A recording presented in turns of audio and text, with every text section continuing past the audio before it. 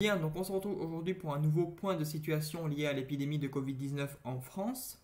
Le dernier date d'il y a assez longtemps, donc je pense qu'il y a beaucoup de choses qui ont changé depuis ce temps-là. Donc dans un premier temps, nous allons évoquer les variants, avec notamment le variant Omicron, qui a largement pris le pas sur le variant Delta depuis quelques mois. Ensuite, nous évoquerons de nouveaux chiffres, les données hospitalières, les cas, les réanimations et également les décès. Et enfin, je ferai un petit bilan en évoquant rapidement, car ce n'est pas le sujet principal de la vidéo, les annonces de Jean Castex aujourd'hui. Donc pour commencer, pour parler des variants, alors que le variant Delta cet été, puis une bonne partie de l'automne, avait la quasi-hégémonie, c'est-à-dire qu'il représentait quasiment 100% des cas sur le territoire national, ce qu'au passage le variant anglais n'était pas parvenu à faire, ne dépassant jamais 80 voire 85% des cas au niveau national. Ce variant Delta est remplacé depuis, on peut le dire, même s'il y avait des cas sporadiques avant, depuis le mois de décembre, la moitié du mois de décembre, c'est significatif, par le variant Omicron. Donc ce variant qui est beaucoup plus contagieux, qui a aussi des différences au niveau de la sévérité, même si on ne va pas très détailler là-dessus, mais qui a une sévérité qui est moindre.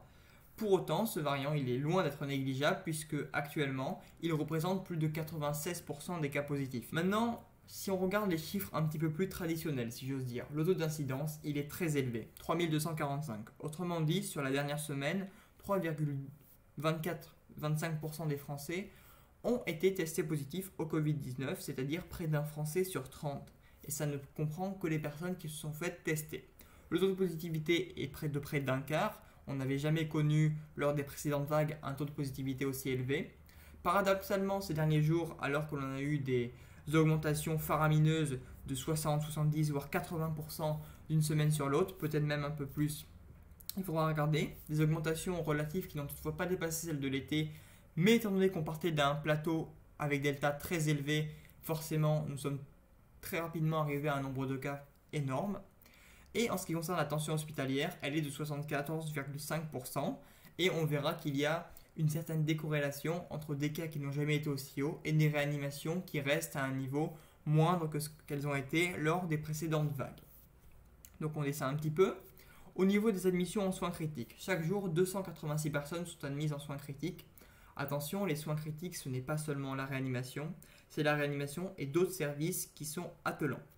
Vous voyez qu'il y a une baisse de 14%. Alors cette baisse, elle peut paraître difficilement compréhensible si l'on analyse cette vague uniquement à l'aune des précédentes, à savoir que lors des précédentes, lorsque nous avions une augmentation du nombre de cas, quasiment automatiquement 10 voire 15 jours plus tard, on avait une augmentation des hospitalisations et des réanimations et malheureusement un petit peu plus tard des décès.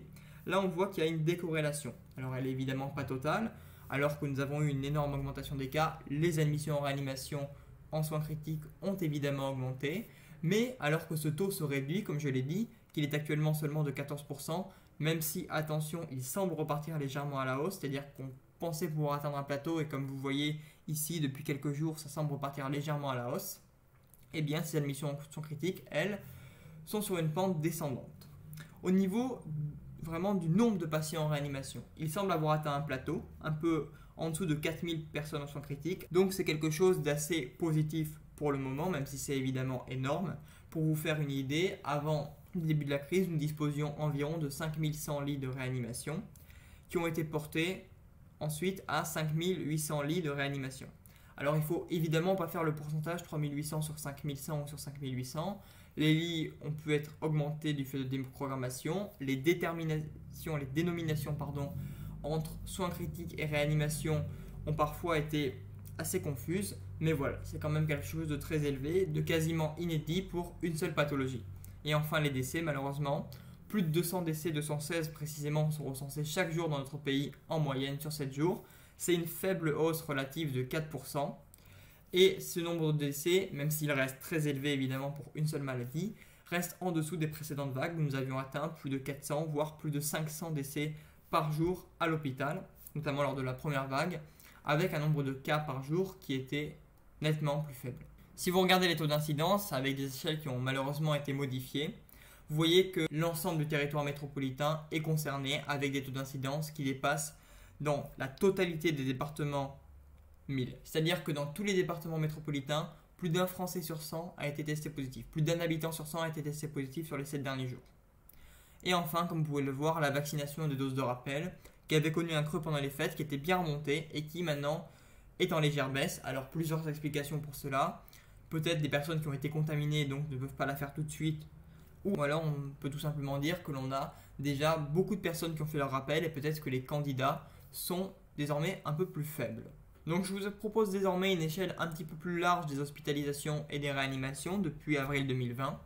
Comme vous avez pu le voir, nous avions connu un pic très brusque en mars-avril 2020 qui a été suivi d'une descente très brutale, puis d'une nouvelle montée lors de la deuxième vague, d'un faux plateau pendant plusieurs mois jusqu'à peu près au printemps 2021, puis une nouvelle baisse jusqu'à la rentrée ou au mois d'août 2021 avec l'arrivée du variant Delta qui avait été dans un premier temps contenu et puis ensuite vous pouvez voir dernièrement la poussée d'Omicron qui concerne beaucoup plus les hospitalisations conventionnelles qui atteignent les niveaux qu'elles avaient connus lors du fameux plateau de l'hiver 2020-2021 et les réanimations qui elles restent beaucoup plus faibles étant donné que pour rappel lors de la troisième vague, c'est-à-dire celle du variant Delta que nous avions connue au printemps de l'année précédente, nous étions montés jusqu'à 6000 personnes en soins critiques ou en réanimation. Comme vous voyez, les dénominations sont parfois assez confuses et nous n'avons pas dépassé les 4000 cette fois-ci.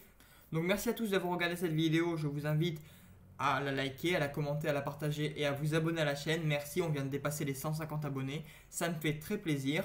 N'hésitez pas aussi à me dire en commentaire ce que vous préféreriez que j'évoque la prochaine fois, peut-être des données sur les tranches d'âge, je ne les ai pas évoquées aujourd'hui, la vidéo était déjà assez longue et j'ai préféré me concentrer sur les principaux points.